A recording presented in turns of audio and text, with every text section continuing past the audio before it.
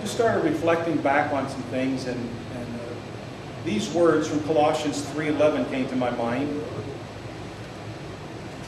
But in the context of life itself, whenever you realize that probably the best years, I won't say the best years, but the most productive years of your life are past, and whenever more than likely the number of years that are left don't equal the same as what you've completed so far.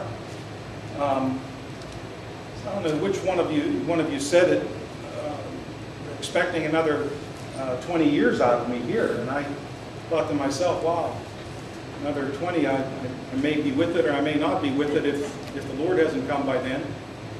But I wasn't thinking along those lines so much as that I was trying to make sense of everything else that was swirling around in my mind, and after sifting it all through, came to a sudden stop in my thinking.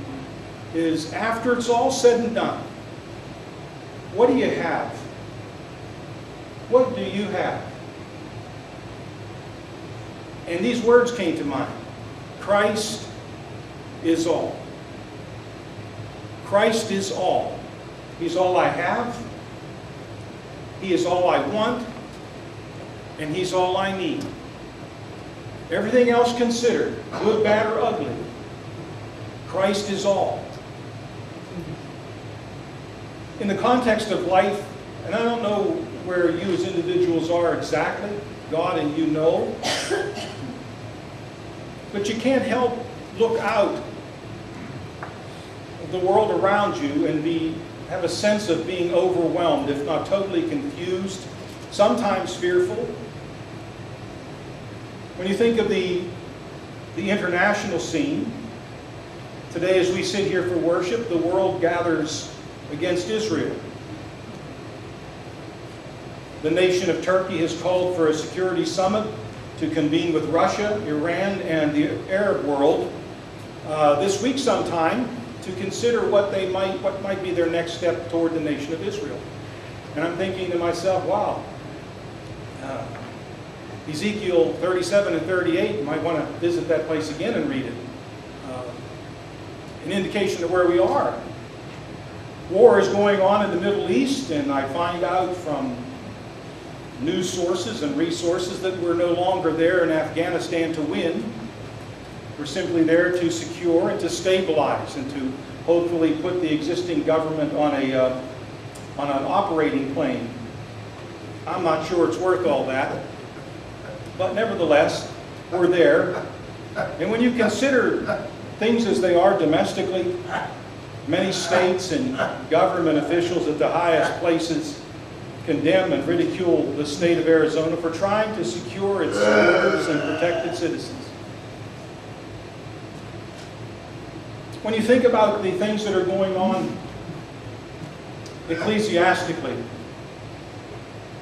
things regarding the church, I suppose this is my primary concern, my chief interest, is that in the past 20 or 25 years, and it's strange that I've been able to live through this and see it happen, where there is such a precipitous slide and compromise and apostasy in the church, generally speaking. And the challenge to Bible-believing Christians like ourselves is that we need to be faithful no matter how much the groundswell is for us to compromise convictions over the sake of expediency. There's been a radical philosophical change.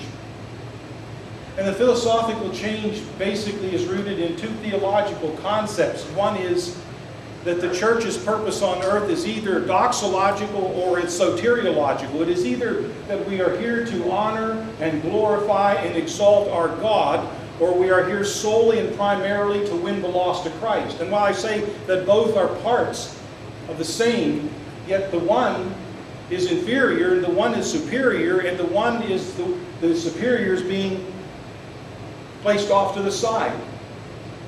And for the sake of expediency, anything and everything is being done to fill the pews and fill the churches so as to give an aura of success. Do anything you have to do to get people inside your door, to give them what they need. And that concerns me. When I think about things ecologically, I can't help but feel sorry for the dear people in Louisiana and Mississippi with this oil blowout and its ripple effect on their livelihood. And while those of you who know me well know that if there's ever a man who has a soft heart for wildlife and for domesticated animals of a feline sort, you know that while I'm touched when I see these birds and other animals that have fallen victim in this oil charade, what alarms me more than anything is that I don't see too many pictures of people who are suffering as a result of that whole thing. More concerned about the beaches than the people who are suffering those things. When I think about the political environment and the government takeover of private businesses all across the country, when I think about the immense healthcare industry being taken over by the government, when I think about the effort that's being made to control the internet through regulation, when I think about the fact that we are shifting rapidly from a representative type of a government to a socialistic type of a government, it breaks my heart.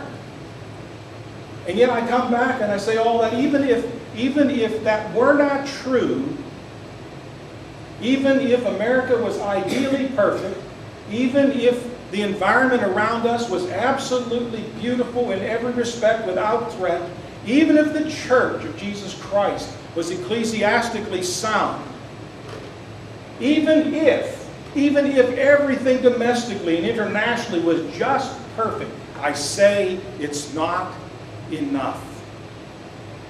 Christ is all. And if He is not all, He is not at all. Nothing at all. Christ is all. Now, what about the personal elements? When you think about the context of life. Personally speaking, you may have family and friends as you sit here this morning to worship who are chained to sin, and your heart breaks. You may be either personally suffering with sickness, grievous sickness. There's fear involved, there's frustration involved, there's a degree of uncertainty that's involved. You may be laboring under great financial burdens, the uncertainty of the dollar and the markets, and how secure is my investment portfolio, should you have one yet? And when I come to the end, what will I have? I spoke with a lady last night. My wife and I had befriended one of the merchants down at the shopping center, and she came by and we chatted for a bit. And I found out something about her I didn't know before, and I found out that while she is a married woman and her husband is suffering from cancer, she has no children. And we were sort of joking about her job and what time was quitting time, and she says, there's never any quitting time. I said, what do you mean? I said, surely you're going to go home tonight. She says, oh yeah, there's never any quitting time. She says, when you are facing the prospects of a future without husband, and I have no children, and I have no money, she says, I have to keep on working to have something. And I sunk back into my chair and I realized that even if she had everything and she had not Christ, she has nothing. But personally speaking, doesn't your heart break when you look at the lives of people? Employment issues, business issues, and yet I say to you and recommend highly to consider Christ in all of this, that He might be central in your life and mind. He might be the very hub on which the wheel of our life spins for the rest of our days. Colossians 3:11 is very clear. Christ is all and in all. The Apostle Paul told the Romans in Romans chapter 11, verse 36, he says, for of Him and through Him and to Him are all things, to whom be glory. Amen. And so I want to share with you from the Scriptures, and I would think that the maximum benefit to you would be this. Christ is all.